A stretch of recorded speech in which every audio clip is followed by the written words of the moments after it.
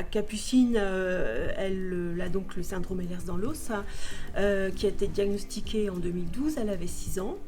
Et ça se manifeste par plusieurs symptômes, et chaque patient est différent. Donc pour Capucine, c'était des problèmes moteurs, des défaillances au niveau des jambes ou bien au niveau des mains, des moments où elle ne peut plus marcher, des moments où elle ne peut plus écrire, des douleurs au niveau des articulations, des genoux, des chevilles, des talons, du ventre. Ça peut aussi se manifester par des problèmes de vue.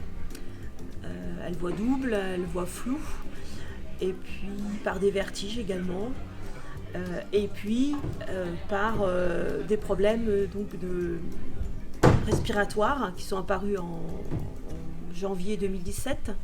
Des problèmes, en fait, elle n'arrivait plus à respirer correctement. On appelait ça des crises avec le diaphragme.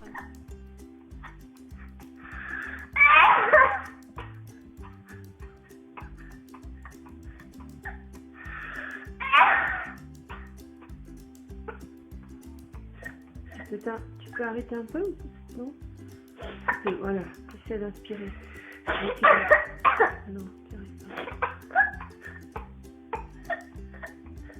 Voilà, ça c'était son quotidien et notre quotidien avec des appels de l'école pour venir la rechercher en urgence, avec des passages aux urgences à l'hôpital. Au début, au niveau des urgences, il pensait à des crises d'asthme, donc il la traitait par aérosol, et puis finalement ça n'arrangeait rien du tout, jusqu'à ce qu'un interne fasse le lien avec Ehlers-Danlos parce qu'il connaissait cette maladie, et il nous a dit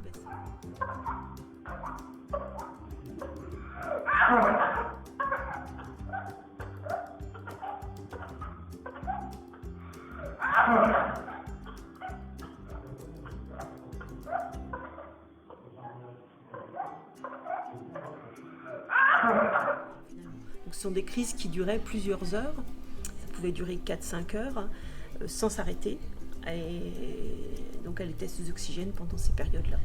On a reconsulté le professeur Josso qui la suit sur Nancy.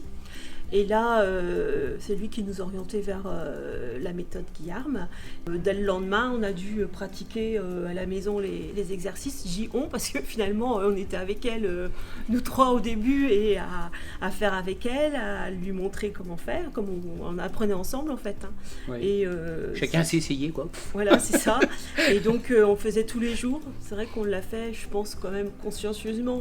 Ouais. Il y avait un tel enjeu aussi. On se disait, si ça marche, il faut vraiment faire à fond.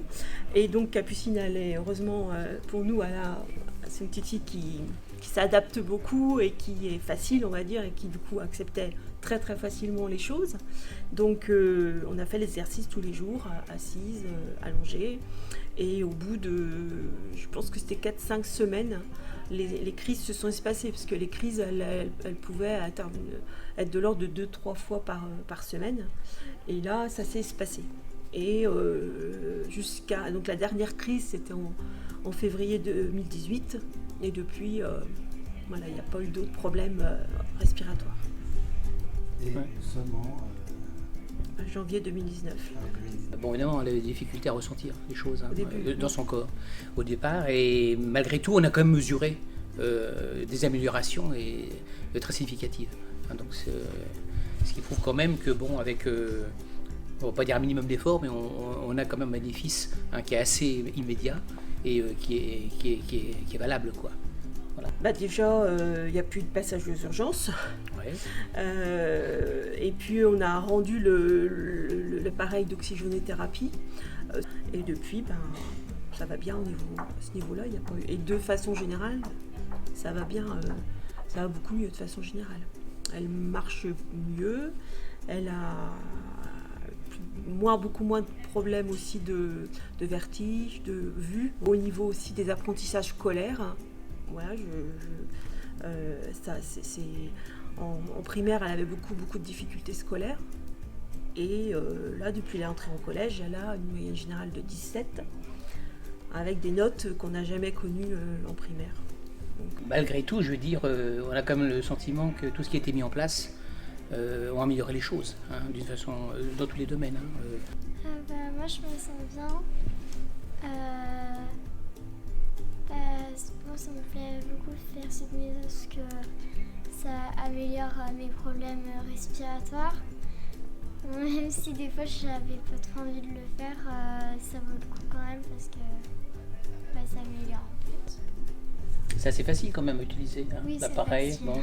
C'est vrai que c'est un côté un peu, peut-être pas ludique, mais voilà, hein, c'est pas non plus rébarbatif, on va dire ça.